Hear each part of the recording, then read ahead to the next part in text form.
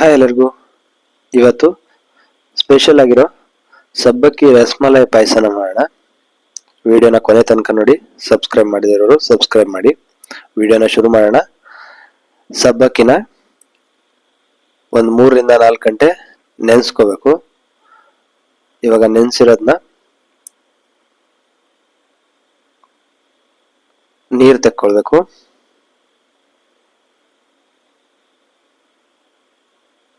ಎಷ್ಟಾಗುತ್ತೋ ಅಷ್ಟು ನೀರನ್ನ ತೆಕ್ಕೊಂಡು ಡ್ರೈ ಮಾಡ್ಕೋಬೇಕು. ಇದನ್ನ ಇವಾಗ ಮತ್ತೊಂದು ಬೌಲಿಗೆ ಹಾಕೊಂಡು ಅದಕ್ಕೆ 1 ಅಥವಾ 1.5 ಸ್ಪೂನ್ ಸಕ್ಕರೆನ ಹಾಕಿ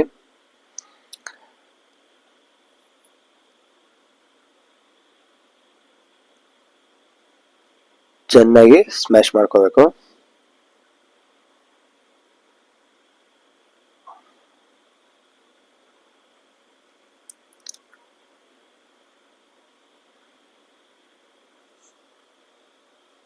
ನುರಿದು ಕಲ್ಸ್ಕೋಬೇಕು.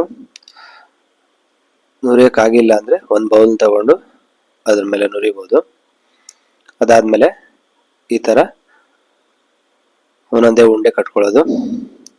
ಇವಾಗ ಪಾಯಸಕ್ಕೆ 1 ಬೌಲ್ ಹಾಲು ಹಾಗೇನೆ ಅರ್ಧ ಬೌಲ್ ನೀರು ಹಾಕ್ತಾ ಇದ್ದೀನಿ.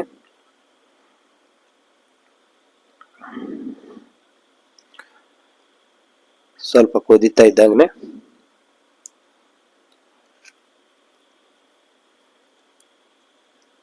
ಸಬ್ಬಕ್ಕಿನ ಯಾವ್ದ್ರಲ್ಲಿ ತಗೊಂಡಿದ್ರೋ ಅದೇ ಬೌಲಲ್ಲಿ ಅರ್ಧ ಬೌಲ್ ಸಕ್ಕರೆ ಸಾಕಾಗತ್ತೆ. ಇದಕ್ಕೆ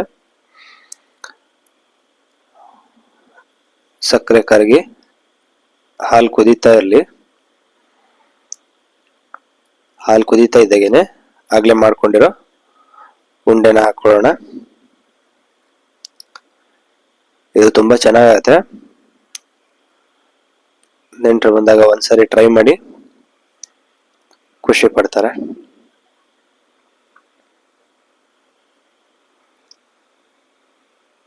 ಇದನ್ನ ಸಣ್ಣೂರಲ್ಲಿ ಬೇಯಿಸ್ಕೋಬೇಕು.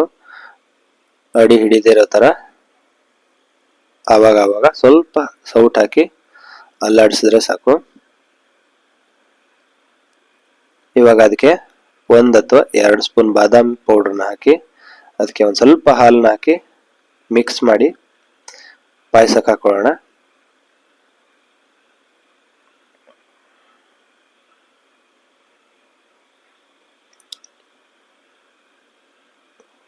ಬಾದಾಮ್ ಪೌಡರ್ ಹಾಕೋದ್ರಿಂದ ಟೇಸ್ಟ್ ಚೆನ್ನಾಗಿ ಬರುತ್ತೆ.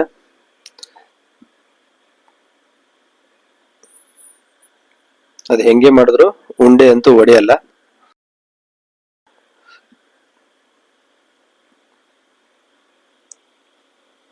ನೋಡಿ, ಪಾಯಸ ರೆಡಿ ಆಗಿದೆ. ಟೇಸ್ಟ್ ಮಾಡಿ ಹೇಗಿತ್ತು ಅಂತ ಕಮೆಂಟ್ ಮಾಡಿ.